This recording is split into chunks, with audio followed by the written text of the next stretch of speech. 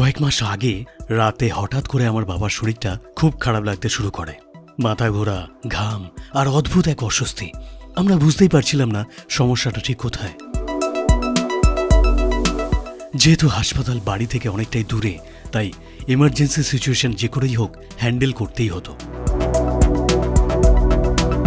তাই দেরি না করে চটপট বাবার রক্তে অক্সিজেন লেভেল চেক করে নিলাম পালস অক্সিমিটার দিয়ে। এই গ্যাজেটটা শ্বাসকষ্ট আর দুর্বলতায় খুব কাজে লাগে। যেহেতু বাবার সুগারের সমস্যা আছে, তাই মনে করে সুগারটাও টেস্ট করে নিলাম গ্লুকোমিটার দিয়ে। ডায়াবেটিস থাকুক বা না থাকুক, বাড়িতে সুগার লেভেল জানা খুবই গুরুত্বপূর্ণ।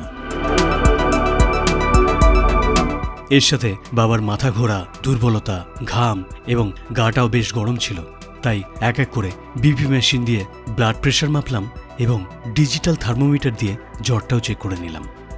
কারণ জ্বর হলে সঠিক তাপমাত্রা জানাটা খুবই দরকার।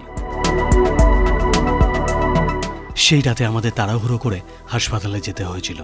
হাসপাতালে দেখেছিলাম ওয়েইং স্কেল মেশিনটি দিয়ে বাবার ওজন মাপতে।